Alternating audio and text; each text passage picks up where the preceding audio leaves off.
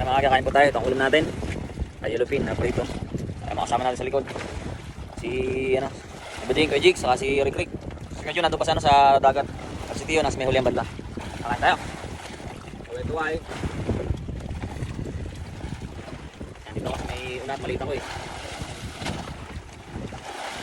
Ilaw na po shit.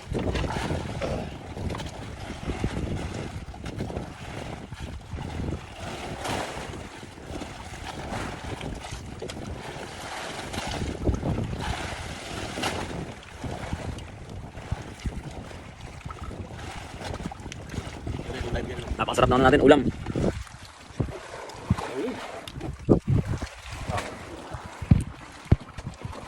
Hindi kita lahat eh no? Dumunda. May palahan. Dito talaga. Ayun, pulo na doon. Ha? Pulo na. Lagyan mo tako. Oh. Ayun dito na. Kaya lahat. Kita lahat eh. Huwag lang mahulog dito no? Ayan o. Yan, hapunan guys, hapunan.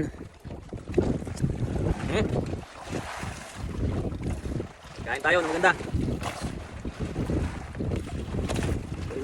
Ika ano po namin, ika-5 gabi dito sa Pacific Ocean. Sa wakas ng maaga, pinagbigyan kami ng huli kami ng 2 karaso.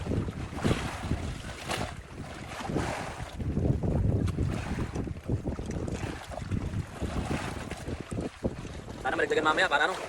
Para kahit umuwi tayo o tumabi tayo ng bugyo, may patating na sama ng panahon. Kasi kahit paano meron tayong panablas na konsumo. Hilig na. Para matutumba na.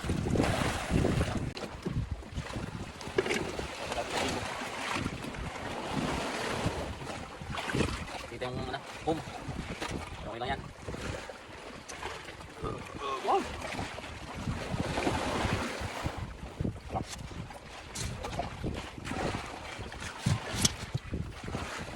Okay. Hapunan na po namin ito. Dahil pag dilim, ito guys, umpisa naman tayo guys. Pag dilim, darit-darit na tulad na guys. Hindi kilaw pa sa Rick-Rick oh.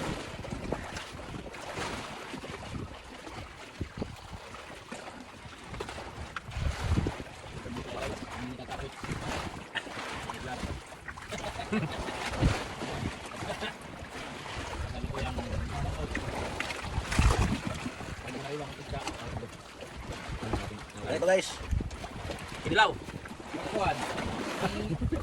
Pinapanuntugan yung parang yung kumita. Ay, baka na may kakuha na rin yun. Kinakain ng hilaw? Sobrang na rin yun.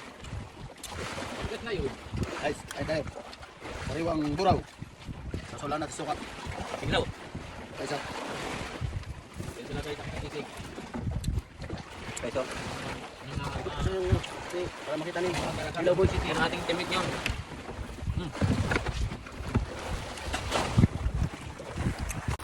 Ilaw. Ano? Ang pinakamabilis magpataas ng uric.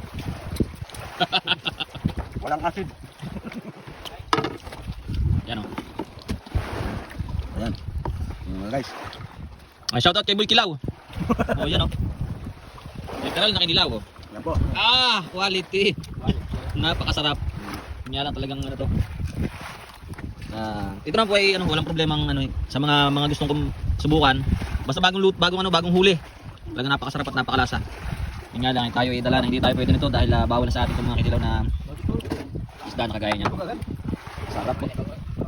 Hoy, Bading! Oh, Ah, sus, grabe. Diretso kain ang kikilaw. masarap na kinilaw ito. Itong kilaw tayo, Bading. Timbot. Oh. Para tago pag-uwi. Sa bading. Sa datuhan ni Pampatunaw. Wala. Wala na Pampatunaw. Ito lang ating sausawan. No? Suka lang. Suka na may sili. Sunod na tayo dyan. Sige Jun, pagdating namin pag-ahon niya, kakain na po yan.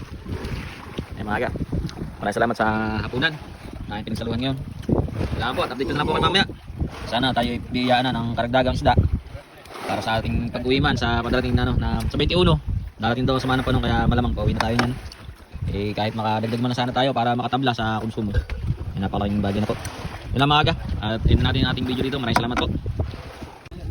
Mga agaw. Pagkakain ni Kuya Jigs, walang sabi-sabi, bigla na lang tumalo, no? Maliligo daw siya. Ayun na siya sa may payaw, oh. Mahirap pakita niyang payaw. Oh, tamo. May ikot-ikot. Oh.